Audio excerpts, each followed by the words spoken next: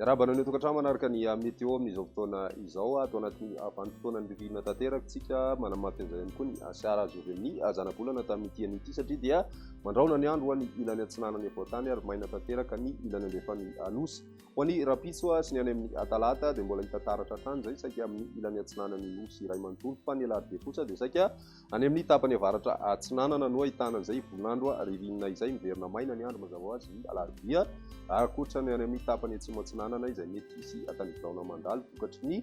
fandalovana rindraona ao atsimony nosy no mety hitondran'izay ny maripana ihany koa tombanana misy fiakarana tsikelikely makany amin'izay andro ny alarobia izay hatrany raha ny atoetrandrontsika roa ny rapitso vao maraina dia isy ny ahorana ho an'ny faritra savana lanjorofo ny faritra atsinanana vatovavy fitonany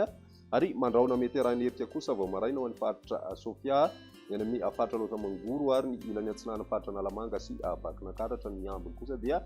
maina tanteraka ny andro raha ny pitso tolakandro saika mahenika ny morontsiraka atsinanany nosy iray manontolo ny orana mety arahina herika ihany koa ny ilany atsinanany avoatany iray manontolo indrindra moa zany ho an'ny reo faritra avo manakaiky ny faritra ilany atsinanany faritra sofia zay ary ny any amin'ny faritra loatra mangoro ny faritra nalamanga sy vakinankaratra moromanima tsy hatrambony ary iorombe ny ilany andrefana kosa dia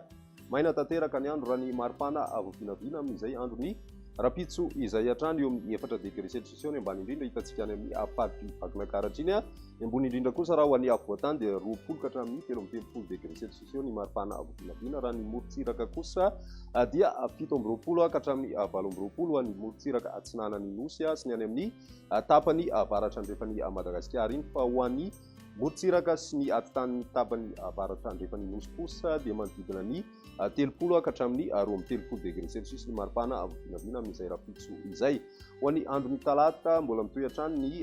orana amin'ny morontsiraka atsinanany Madagasikara ho an'ny faritra savana lanjorofo atsinanana ary ny faritra vatovavy fitonany sy ny ilany atsinanany faritra sofia mety arahina herika ihany koa ny faritra loatra mangoro sy ny any amin'ny faritra nalamanga ary ny any amin'ny faritra vakinankaratra ny ambiny dia maina ny andro amin'ny ankapobeny ny maripana avovinavina amin'izay andro ny talata izay miakatra 9 degré aloha ny ambany indrindra eto Madagasikara hitantsika any amin'ny faritry vakinankaratra hatrany izay ny maripana ambony indrindra ihany koa raha ho an'ny avoatany manokana misy fiakarana kely ihany koa izay 20 ka hatramin'ny 13 degré celsius ny maripana avovinavina ny any amin'ny tapany atsimo atsinanana 19 degré celsius ny ambony indrindra